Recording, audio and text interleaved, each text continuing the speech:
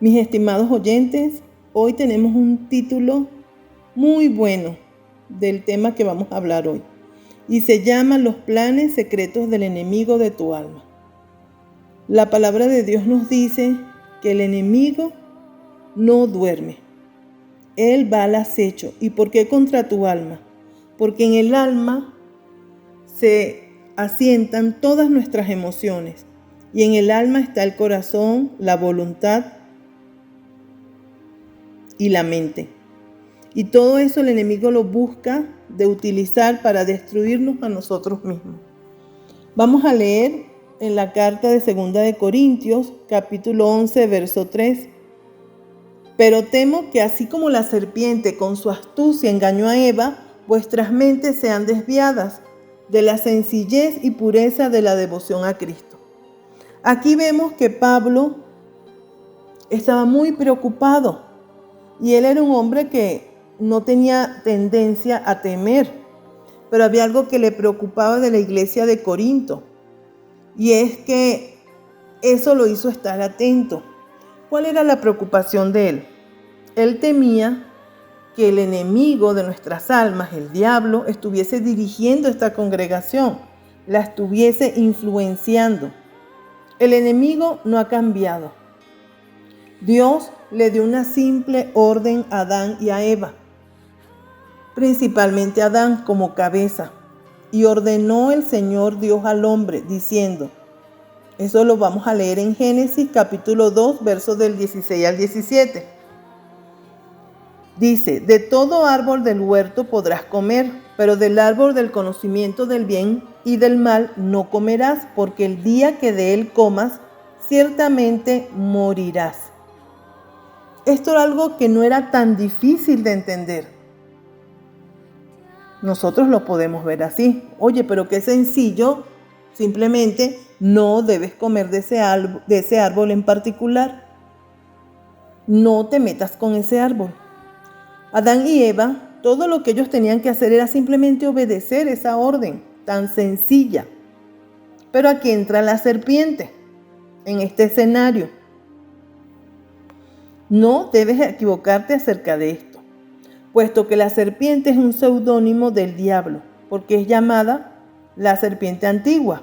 Lo puedes leer en la carta de Apocalipsis, capítulo 20, versículo 2. En forma muy astuta, él le preguntó a Eva, ¿con qué Dios os ha dicho? No comeréis de ningún árbol del huerto. Génesis 3:1. Pero así todo, imagínense lo malicioso, la serpiente preguntándole a Eva, ¿no comeréis de ningún árbol? Y Eva respondió, del fruto de los árboles del huerto podemos comer, pero del fruto del árbol que está en medio del huerto ha dicho Dios, no comeréis de él, ni lo tocaréis, para que no muráis. Versículos 2 y 3. Cuando se presentó este momento, que la serpiente le dijo esto a Eva, Eva ya estaba confundida en su entendimiento. En primer lugar, Dios nunca había dicho nada acerca de tocar el fruto, sino que únicamente había dicho que no lo comieran. En segundo lugar, el árbol en medio del jardín era el árbol de vida y no existía orden alguna que tuviera que ver con el hecho de comer de él. La orden que había sido dada a Adán y Eva había sido tan simple, tan sencilla. ¿Cómo es que ella podía estar confundida? ¿No se lo han preguntado? Este es el comienzo del engaño del enemigo. Y algo que quiero que te quede claro en la mente, que todos tenemos que tenerlo bien claro. Mientras que nosotros no tengamos claro lo que Dios dice en su palabra, podemos ser víctimas del engaño. Y esta es la razón por la que debemos estar alerta, porque si ignoramos lo que dice la Biblia, vamos a ser presa fácil del enemigo. La serpiente, después de cuestionar los motivos que Dios podía tener, dijo, quiero que oigan bien, es el versículo 4 y 5, pero pongan atención qué sutil y qué astuto fue el enemigo usando a la serpiente. Fíjate que le dice, ciertamente no moriréis. Satanás siempre te va a decir una verdad con una mentira. No moriréis, pues Dios sabe que el día que de él comáis, serán abiertos, oigan bien, serán abiertos vuestros ojos y seréis como Dios, conociendo el bien y el mal. O sea, le dijo que ellos no iban a morir y que Dios les había prohibido comer ese fruto porque ellos iban a saber tanto como Dios. Y la lógica de la serpiente sacudió completamente a Eva, porque ya Eva estaba cabezona. Diría, oye, ¿cómo es esto? ¿Por qué es que Dios no quiere que yo sea como Él? Ya Eva empezó a analizar todo lo que el enemigo le había sembrado. Y a medida que Eva se puso a mirar el fruto, empezó a crecer la curiosidad. Creció dentro de ella. Ella pensaría, yo me imagino, ¿qué otra comida puede existir que sea mejor que esta? Esta se ve demasiado deliciosa. Hasta le daría hambre en ese momento. Oye, no solamente este fruto, de acuerdo a lo que ya el enemigo me dijo, va a alimentar mi mente, mi cuerpo al mismo tiempo, y me voy a convertir en Dios misma. Y voy a ser tan sabia como Dios. O igual que Él. Y a lo mejor más que eso. Después de esto a lo mejor ya no voy a necesitar de Dios nunca más. Este tipo de pensamientos de independencia parecían demasiado maravillosos para Eva. Ella ya se veía mandando, dirigiendo todo el paraíso. Ella tenía que llegar a poseer ese fruto. Ella tomó y participó del fruto y lo comió. Ella diría, no pasó nada, no morí como dijo Dios, no se me abrieron mis ojos espirituales, sigo igual, o sea, Dios me engañó. Y con esa historia fue a donde Adán buscó a su marido y le compartió la misma experiencia que ella ya había tenido, que ella tomó el fruto, comió de él y no pasó nada. Entonces, ¿qué hizo Adán? Oye, en verdad no murió como Dios dijo, no tiene conocimiento del bien y del mal, o sea, Dios lo que no quería era que fuéramos como Él. Y en ese momento, Adán sucumbe ante la decisión de Eva de comer el fruto y probarlo. Y desde ese momento dejaron ellos por completo de estar dedicados a Dios. La serpiente había tenido éxito. Su plan funcionó por completo. ¿Existe una buena explicación para el éxito que tuvo el diablo? La Biblia nos dice que él era la única criatura que había creado como el sello de la perfección, lleno de sabiduría. En el libro de Ezequiel, capítulo 28, versículo 12, dice, su sabiduría era perfecta y él tenía la habilidad para usarla en cualquier propósito que él planeara. El diablo era tan hábil en usar esa sabiduría que él pudo convencer a una tercera parte de los ángeles para que se unieran a él en contra de Dios. Eso lo pueden ver en Apocalipsis capítulo 12, verso 4. Él es muy persuasivo en base al diseño que Dios creó de él. En Ezequiel 28, 17 podemos ver que él, tomando algo bueno que le había sido dado por Dios y pervirtiéndolo a fin de poder usarlo para sus propósitos egoístas, él corrompió a una tercera parte de los ángeles para que se unieran de su lado. Y entonces él corrompió a Adán y a Eva, que eran la más maravillosa creación de Dios. El apóstol Pablo por eso no subestimó a este oponente. Él sabía que el diablo era tan astuto que él podía hacer parecer el bien como algo malo y lo malo como algo bueno. Pablo no solo tenía este tipo de preocupación por la iglesia, él estaba tremendamente preocupado en el trabajo que el diablo estaba haciendo entre todos los creyentes.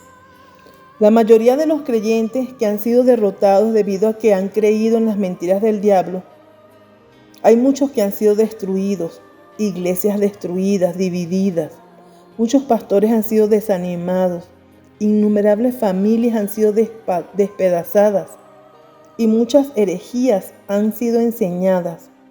Y no me estoy refiriendo solo a lo que está sucediendo en el mundo, sino a lo que está sucediendo dentro de la iglesia. La gente está siendo lastimada. Ellos escuchan los sermones, pero parece que no pueden avanzar hacia adelante de ninguna manera. Escuchan acerca del amor de Dios, pero ellos no entienden por qué ellos han fallado en poder experimentarlo. Y te digo algo, la ignorancia no es felicidad. En 2 Corintios capítulo 2, versículo 11, para que Satanás no tome ventaja sobre nosotros, pues no ignoramos sus maquinaciones. Muchos de nosotros nos encontramos engañosamente ignorantes de las artimañas del diablo. Son muchísimos los números de creyentes que están perdiendo la batalla con el diablo, solo debido a que se encuentran ignorantes, pues. El diablo quiere apartarlos muy lejos del caminar con Dios. El diablo va a usar todo lo que él puede y que tenga a su disposición para lograrlo. Y no podemos permitir que él logre engañarnos. Los engaños son los medios por los cuales el diablo hace que una persona peque. Y lo va a usar todo esto y sus intentos de engañarte y hacerte pecar en contra de Dios. Parte de nuestro problema es que ya no contemplamos el pecado como algo real. Hemos sustituido la palabra pecado con otras palabras que son políticamente más correctas, o con términos tales como problemas, fragilidades humanas, errores. El pecado es un arma real del diablo. ¿Por qué fue tan malo lo que hicieron Adán y Eva con relación a comer el fruto prohibido del árbol del conocimiento del bien y del mal? Estuvo mal por una simple razón. Dios les había ordenado que no lo hicieran. Simplemente era obedecer. El asunto no consistía acerca de comer un fruto, sino acerca de desobedecer a Dios, a su Creador, al que le estaba dando todo.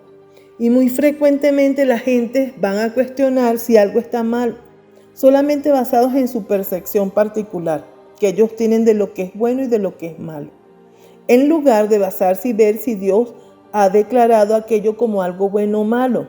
Si Dios dice que no hagas algo y tú lo haces, de todas maneras, aún así resulta algo que no daña a nadie, de todas formas, esto es pecado.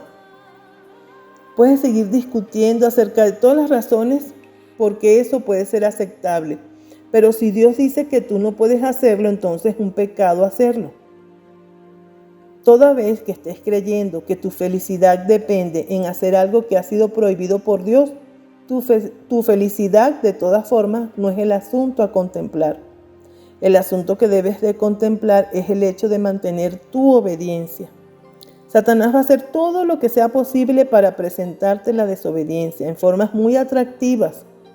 Él incluso puede hacer que todo esto parezca muy saludable, pero él nunca va a revelar el precio tan alto que tú vas a tener que pagar por tu desobediencia. Es triste ver cómo el diablo convenció a Eva de que su vida iba a ser mucho mejor si ella acababa por comer el fruto.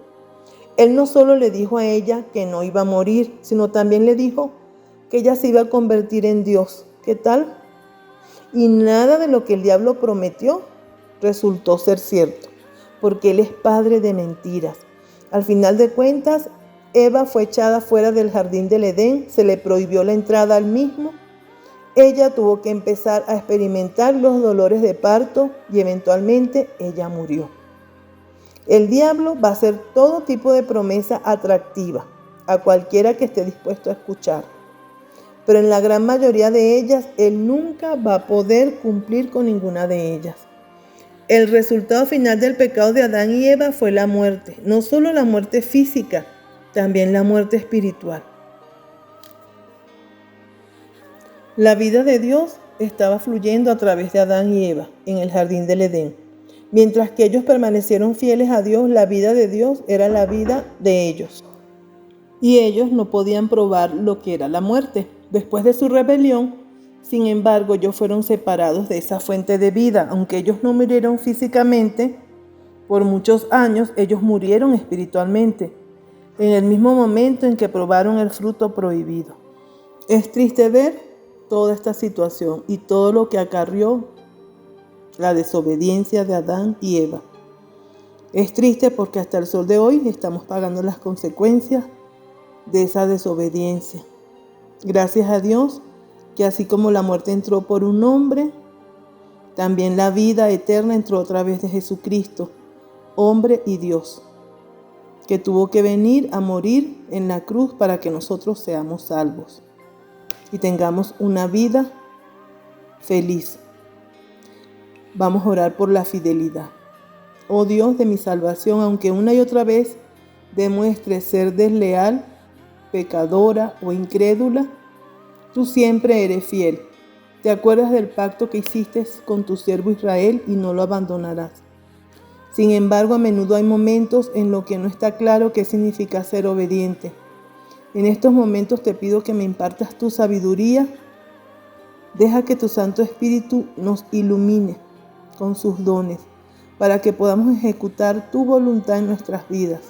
Ayúdanos, Señor, a caminar fielmente hacia ti. Cambia nuestro corazón para que nuestros deseos sean solo conocerte cada día más y obedecer tu palabra. Y para que a través de nuestra obediencia venga la bendición. Bendiciones a todos.